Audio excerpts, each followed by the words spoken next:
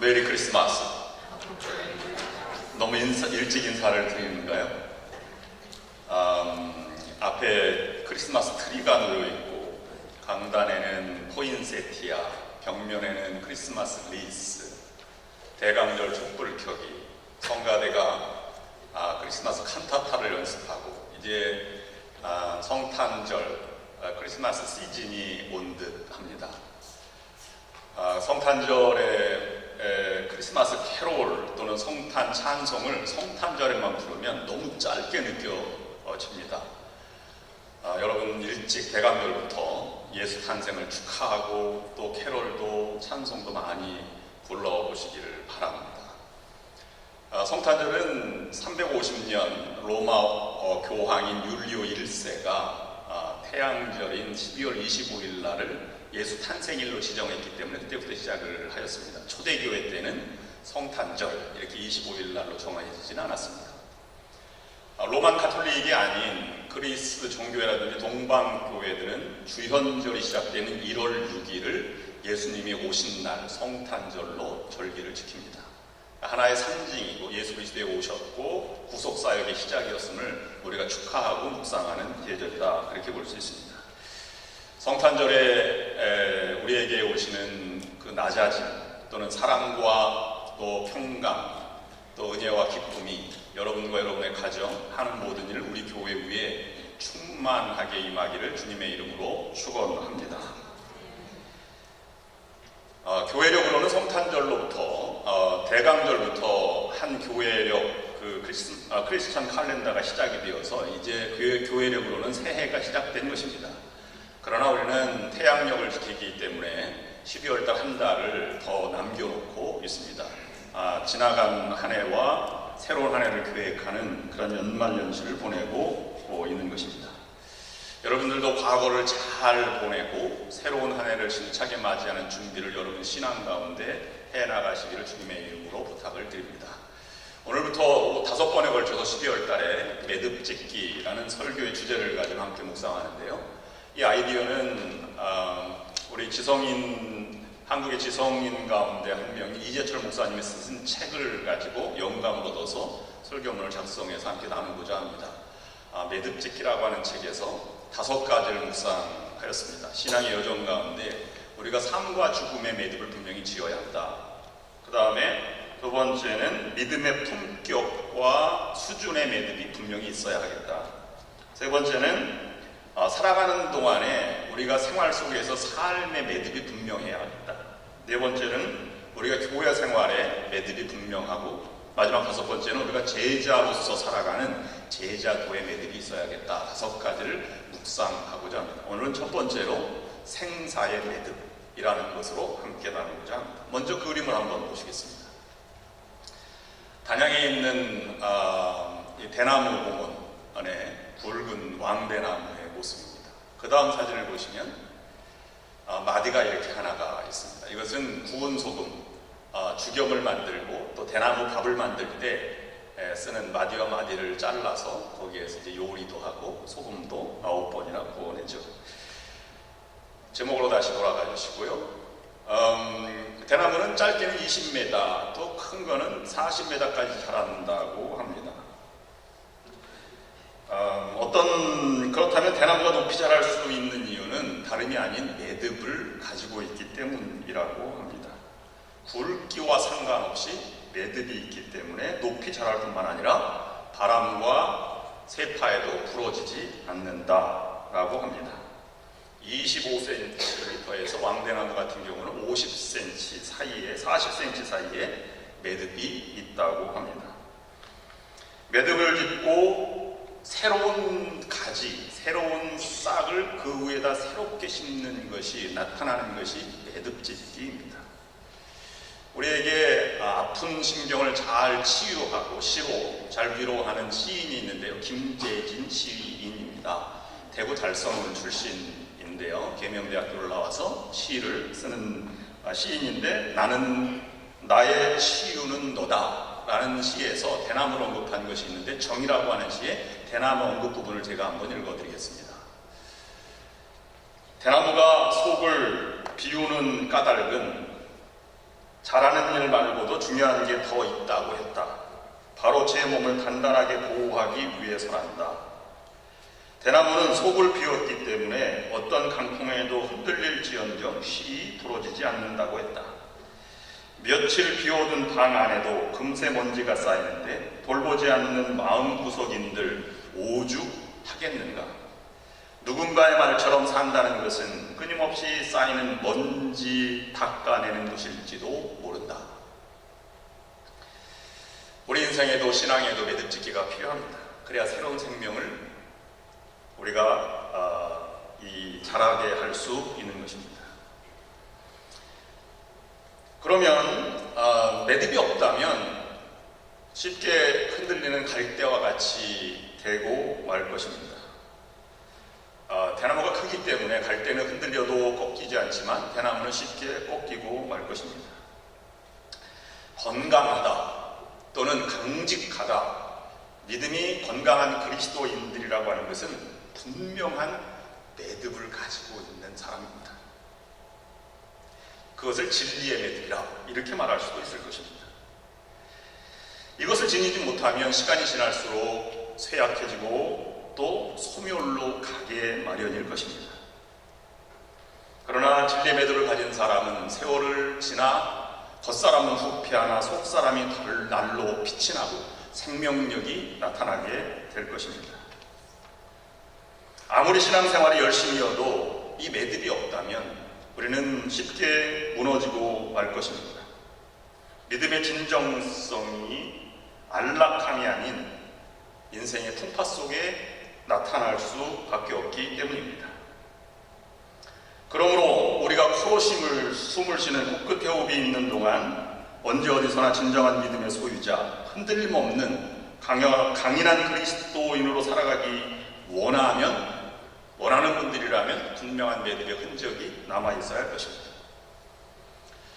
의학용어이자 과학용어로 능동적 수송이라는 말이 있고 수동적 수송이라는 단어가 있습니다. 수동적 수송은 이 수도꼭지에서 물을 틀 때 이 워터타워에서 나오는 압력 때문에 물이 자연적으로 흘러내리는 것을 수동적 수용이라고 말합니다.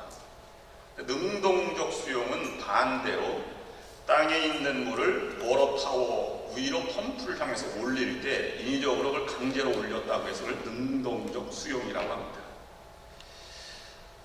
명동에 가면 사람이 얼마나 많은지 사람을 거슬러 갈 수가 없어요. 밀려가죠. 쭉 이쪽으로 이렇게 한 방향으로 밀려서 일방통행이 차뿐만 아니라 명동에는 사람의 길도 일방통행입니다.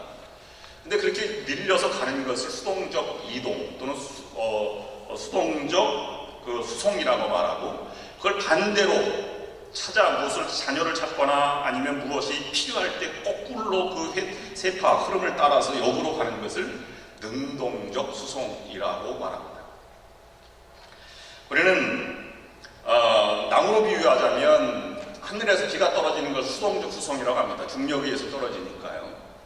그런데 떨어진 물을 자기가 삼탑을 향해서 이것을 다시 나무 줄기로 올려가는 것을 능동적 수송이라고 말합니다. 모든 자연의 생명과 잎과 열매는 수동적 수용에 의해서 맺어지는 것이 아니라 능동적 수송이라고 하는 단계를 통해서 맺어지게 된다는 것입니다. 생명도 능동적 수송에 의해서만 연결될 수 있는 것입니다. 믿음의 세계에 있어서도 마찬가지입니다. 아담의 타락, 전적인 타락 이후로 세상은 악이 지배하고 또 세상이 지배하는 사회로 바뀌었습니다. 그래서 스스로 죽음을 향해서 나아갈 수밖에 없게 되어 있습니다. 그래서 그런 세상의 원리는 서로 싸우고 판단하고 다투며 살아갑니다. 그런데 예수 그리스도가 새로운 세계, 복음의 세계라 이렇게 하는 것은 능동적으로 생명을 다시 나아가는, 구약의 죽음의 문화를 접고 생명의 문화를 새롭게 나아갔다는 의미에서 우리는 복음의 세계라고 말하고 있는 것입니다.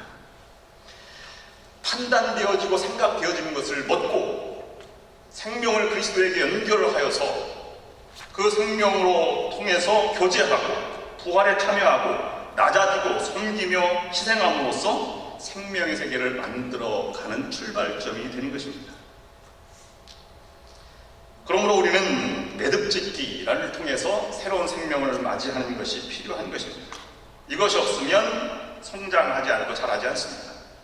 새로운 생명의 기운은 없습니다. 여러분 인생에 분명한 매듭을 지으십시오. 믿음의 세계에서 성도는 예수 그리스도의 말씀하신 부활을 받아들이고 믿고 그것에 동참하고 체험함으로써 예수의 생명을 갖는 것입니다. 다른 말로 말하면 이 긍정적 수성은 생명 시스템 또는 수동적 수성은 사망 시스템이라고 닫히고 열린 시스템이다, 이렇게 표현을 하기도 합니다. 사람도 그렇고 사회도 그렇습니다. 이 시스템이 작용하는 것에 따라서 분위기는 전혀 다른 것입니다. 체제를 유지하거나 급급해하면서 닫힌 시스템은 걸림돌이 되는 사람을 처벌하죠. 교회도 마찬가지고 사회도 마찬가지고 종교도 마찬가지입니다. 닫힌 시스템이 될 수도 있고 열린 시스템이 될 수도 있습니다. 이덕일 한가람 역사연구소장이 정약용과 그의 형제들이라는 책을 펴냈습니다. 이 책에서는 정약용의 형제들에 대해서 기록을 하고 있는데요.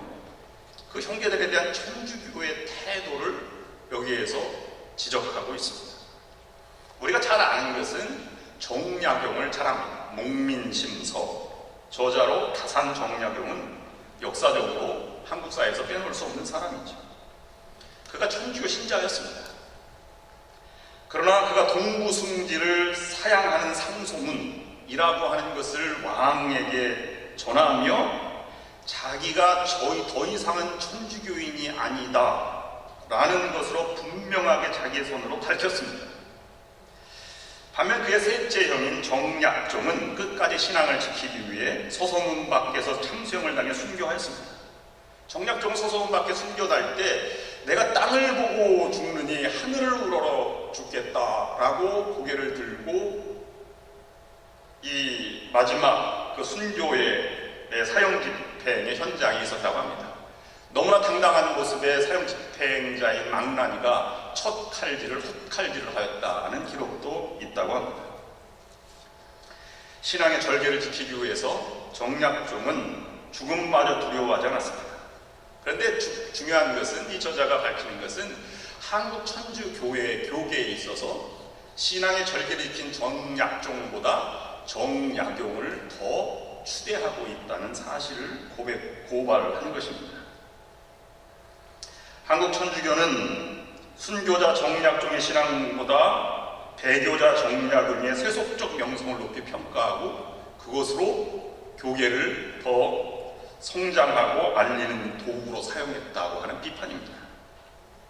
교회에도 그런 일이 있을 수 있지요. 어느 장로님이 교회 문제로 너무 속을 쓰리다가 병원을 찾아갔는데요. 위내시경을 검사해 봤더니 칼로 자른 것처럼, 면도칼로 자른 것처럼 두 줄기가 이렇게 딱 피가 맺혀 있는 것이 보였습니다. 의사 선생님이 이렇게 묻습니다. 무엇인가 독한 약을 복용했나요? 아닙니다. 무엇인가 잊을 수 없는 심한 충격적인 신경을 쓰신 일이 있습니까? 이렇게 물어봤습니다. 그러면서 독실한 불교 신자라는 그 의사가 이렇게 충고했다고 합니다. 선생님, 종교를 한번 가져보시지. 장로님은 그 병원 문을 나오면서 참담한 신경을 이렇게 고백했다고 합니다. 이게 무슨 망신입니까? 하나님께 얼마나 부끄러웠는지 모릅니다. 의사가 보기에 종교를 권할 만큼이었으니 평생 그리스도인으로 살아온 내가 오죽했으면 그분이 종교를 권했겠는가 하는 것입니다. 그런데 그 교회 목사님도 신경 쓰다가 심장 부정맥으로 고통을 당하고 있다고 합니다. 먼저 부정적인 요소도 우리에게 지배되어 온 것이 사실입니다. 2000년 전에 사도 바울이 이것을 통찰하였습니다. 로마서 5장 12절 말씀은 이렇게 말씀하고 있지요. 한 사람으로 말미암아 죄가 세상에 들어오고 죄로 말미암아 사망이 들어왔으니 이와 같이 모든 사람이 죄를 지었으므로 사망이 모든 사람에게 이르렀느니라. 바울은 이렇게까지 또 더 나아가서 말합니다. 5장 14절 말씀 보면 아담으로부터 모세까지 아담의 범죄와 같은 죄를 짓지 아니한 자들까지도 사망이 왕노릇하였도다. 무슨 말입니까? 아담으로부터 죄가 들어와서 고통을 당했을 뿐만 아니라 아담부터 모세까지 죄를 짓지 않은 애매한 사람들까지 고통, 사망이 종노릇하기 때문에 고통을 당하고 있다고 하는 것입니다. 죄 없는 사람들까지 이런 시스템에 있으면 희생당해서 연약하고 가난하고 어려운 사람들이 오히려 큰 피해를 당하고 상처를 입는다고 하는 것을 말하고 있는 것입니다. 가정에서도 마찬가지입니다. 이 시스템이 작용하면 아내의 바가지, 남편의 폭력, 자식의 일탈 이런 것이 한 사람으로 끝나는 것이 아니라 가정 전체의 분위기를 만들어가고 그 악순환이 되풀이 되면 가정이 나중에는 풍지박산되는 것이죠. 아무 잘못도 없는 다른 사람에게도 피해가 가게 되는 것입니다. 구약은 신약에 나아가기 위한 분명한 매듭을 우리에게 보여주는 것입니다. 그래서 구약 성경 5장 4절 이하에 보면 족보를 기록하는데요. 족보의 특징을 보면 아담은 셋을 낳은 후 800년을 지내며 자녀들을 낳았으며 그는 930세를 살고 죽었더라. 셋은 500세에 에노스를 낳았고 에노스를 낳은 후 807년을 지내며 자녀들을 낳았으며 그는 912세를 살고 죽었더라. 에노스는 905세를 살고 죽었더라. 게나는 910세를 살고 죽었더라. 마할렐라는 895세를 살고 죽었더라. 야렛은 에녹을 낳은 후 962세를 살고 죽었다. 근데 신약 성경 예수 그리스도의 탄생을 전하는 족보에 의하면 특징적인 새로운 것이 있습니다. 마태복음 1장 1절 이하에 보면 아브라함과 다윗의 자손 예수 그리스도의 계보라. 아브라함이 이삭을 낳고 이삭은 야곱을 낳고 야곱은 유다와 그의 형제들을 낳고 유다는 다말에게서 베레스와 세라를 낳고 베레스는 헤스론을 낳고 헤스론은 람을 낳고 엘리웃은 엘리아사를 낳고 엘리아사는 mat단을 낳고 mat단은 야곱을 낳고 야곱은 마리아의 남편 요셉을 낳았으니 마리아에게서 그리스도라 칭하는 예수가 나신다. 여기에 죽었다는 표현이 나오고 있지 않습니다. 이것을 토대로 해서 사도 바울은 이 복음의 세계를 똑같이 생명의 시작도 한 사람으로부터 시작되었다라고 로마서는 말하고 있습니다. 5장 18절 말씀에 한 범죄로 많은 사람이 정죄에 이른 것 같이 한 의로운 행위로 말미암아 많은 사람이 의롭다 하심을 받아 생명에 이르렀느니라. 로마서 5장 17절 말씀 보면 한 사람의 범죄로 말미암아 사망이 그 한 사람을 통하여 왕노릇하였으니 하였은즉 더욱 은혜와 의의 선물을 넘치게 받는 자들은 한 분 예수 그리스도를 통하여 생명 안에 왕노릇하리로다. 중간 단계가 있지 않습니까? 그리스도에게 속하고 그가 칭의를 받으면 생명을 이미 가진 자이다. 이렇게 분명하게 선언하고 있는 것입니다. 그런 자는 생명이 왕노릇한다. 그래서 생명 시스템에 있으면 생명이 되살아납니다. 가난한 자들이 되살아나고요. 연약한 불구자들이 다시 힘을 얻고 또 정의와 은혜와 긍정적인 수용을 통해서 억압받는 사람들이 혜택을 받고 복을 누리게 되는 것입니다. 여기서 우리는 최초의 타락에 나타나는 이 사망, 아담으로부터 시작된 것의 분명한 특징들을 보아야만 합니다.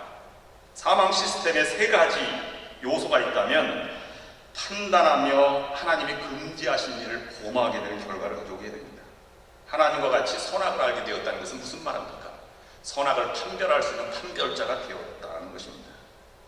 이런 일이 인간관계 속에서 비일비재하면 선입관이 좌우하게 되고 고정관념이 생기게 되고 판단하게 되고 그럼으로써 최악의 선을 악으로 바꾸고 또 미워하고 부정적인 그러한 삶의 현실로 나아가게 되는 것입니다. 여자가 그 나무를 본즉 보암직도 하고 모범직도 하였다. 욕심이 사망 시스템에 들어와 있을 때는 나타나게 됩니다. 욕심은 내가 보이고 상대방이 나중에 보이는 것이 욕심입니다. 그래서 욕심이 잉태한 죄를 낳는다. 이렇게 표현하고 있습니다.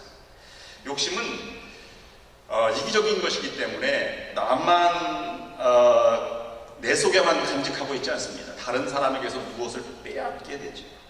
또 빼앗긴 사람은 빼앗기지 않으려고 방어하기도 하고 또 더 많이 빼앗으려고 폭력도 일으키게 됩니다. 이런 것이 악순환될 때 우리는 이것은 죄악이 사망의 종로로 타는 것처럼 냉랭해지고 또 닫힌 시스템이 되어서 생명력이 자랄 수 없게 됩니다. 종교라고 하는 이름으로 생명은 죽이는 일은 바로 이와 같은 것에서 비롯된 것이며 율법이나 교리가 절대화될 때 생명은 사라지게 되는 것입니다. 그 다음에 그들이 무화과 입으로 부끄러운 것을 가렸다고 했습니다. 수치심, 열등감, 포기입니다. 근데 수치심은 속으로만 기어 들어가지 않습니다. 벌거벗은 것이 너무 창피하다라는 것을 맞지 않고 이것을 포장하게 되지요. 그래서 과대망상, 허위의식, 위선과 같은 것이 나오게 되는 것입니다. 그것을 허위의식은 권력과 명예를 탐하게 되고요, 탐욕과 결탁을 하게 되어 있습니다.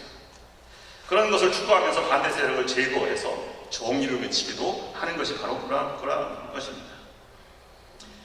대강절, 예수 그리스도의 오심은 이러한 사망 시스템에서 생명으로 오는 것에 전환점을 가져오는 것입니다. 낮아졌다.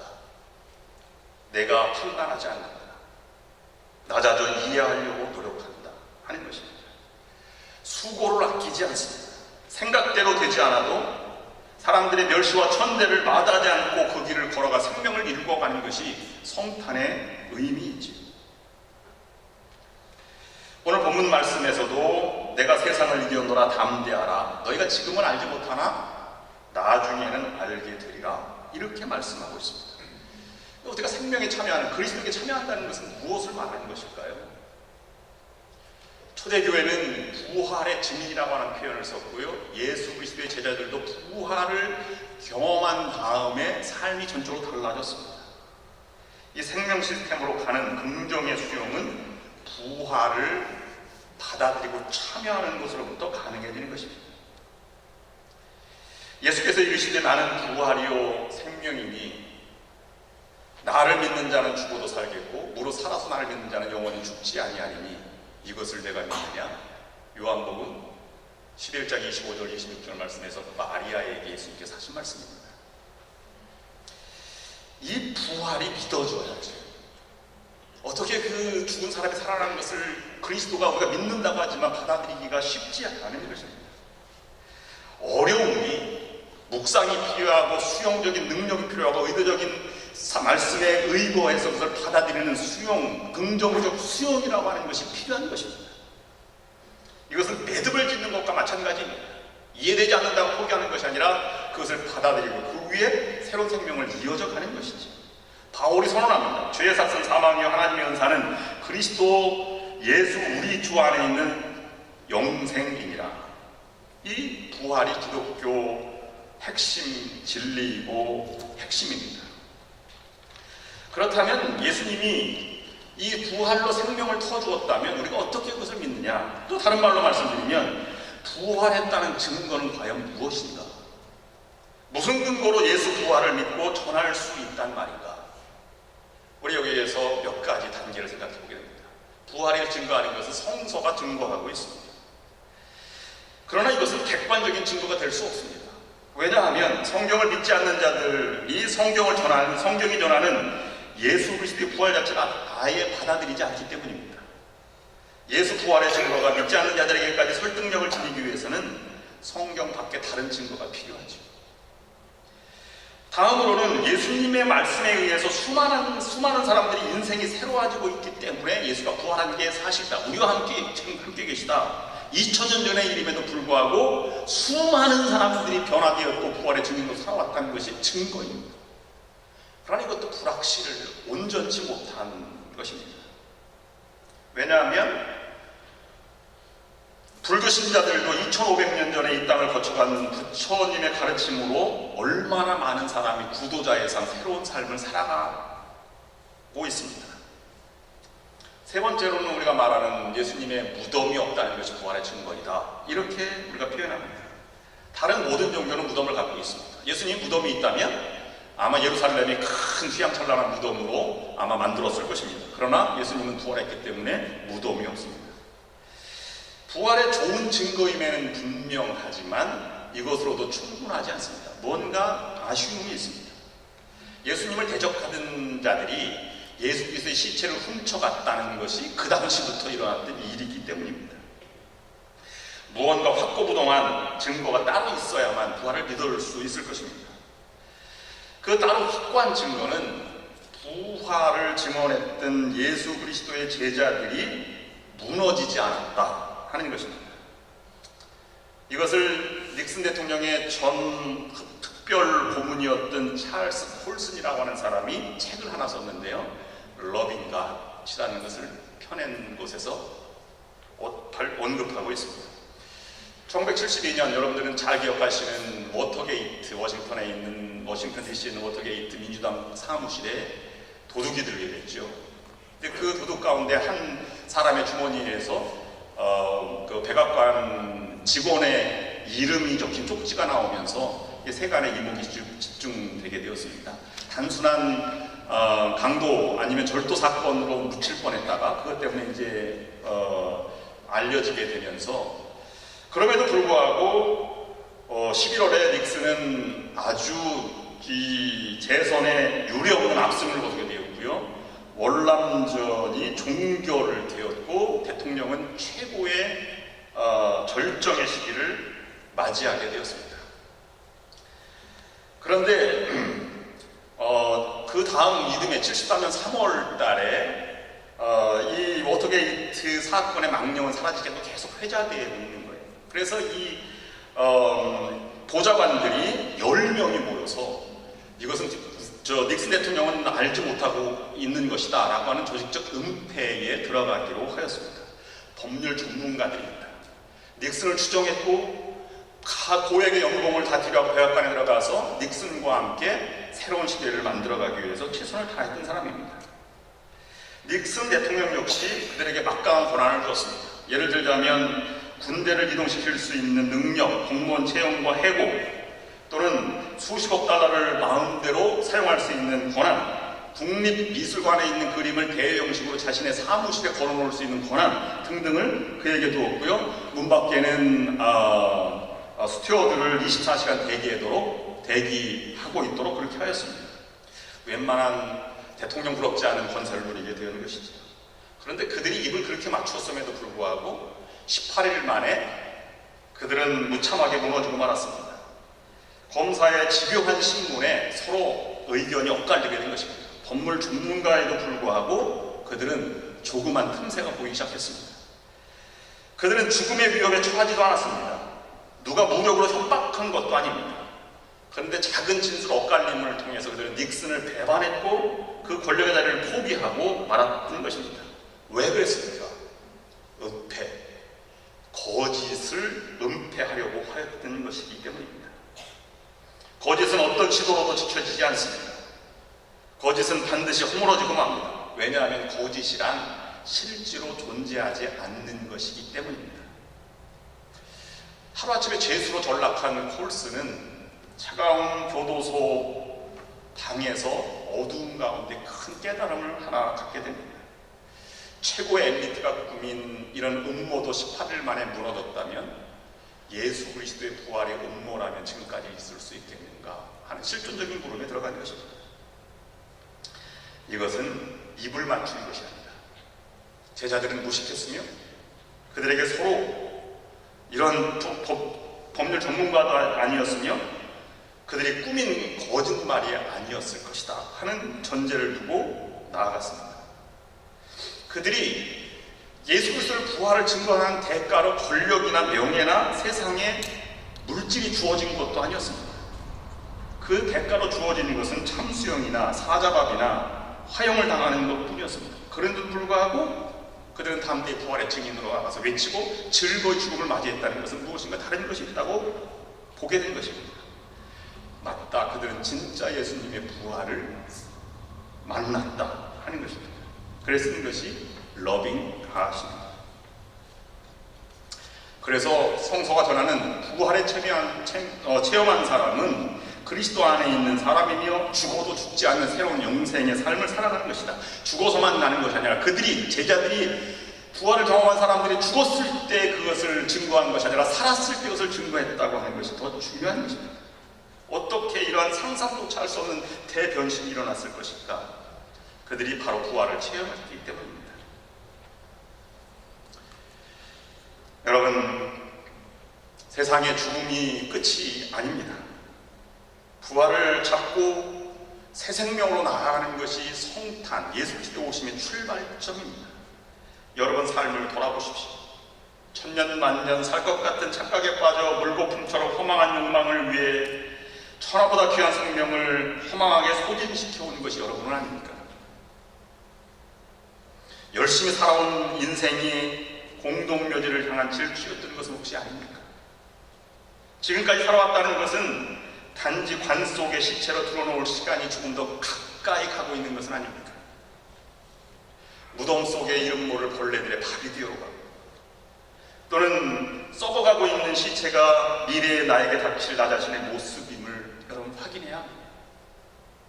나의 학벌, 재산, 경력, 신분 어떠하든 나 자신은 고작 죽어 없어질 유한한 인간에 지나지 않음을 겸손하게 하나님 앞에 고백하시기 바랍니다. 그리고 부활을 잡으십시오. 생명으로 살아가기 위해서 생명의 근원이신 여호와 이름을 겸손하게 부르시고 그 말씀을 따라 사십시오. 하나님께 모든 것을 의탁하고 살아가면 부활에 참여한 자가 될 것이고 주님 안에서 전혀 새로운 생명의 삶을 누리게 될 것입니다. 내 육체의 코끝에서 호흡이 멎는 그 순간 이후에도 나는 영원히 죽지 않을 것입니다. 요한일서 2장 17절 말씀입니다. 이 세상도 그 정욕도 지나가되 오직 하나님의 뜻을 행하는 이는 영원히 거하느니라. 기도하시겠습니다. 이 땅에 생명으로 오시는 주님을 맞이합니다. 그리스도로 옷 입어 부활의 생명을 살아가게 하시고 우리가 있는 곳에서 새로운 생명이 자라나게 하여 주옵소서. 주님을 묵상하고 기다리는 저의 영혼을 새롭게 하여 주시옵소서. 예수 그리스도의 이름으로 기도드립니다. 아멘.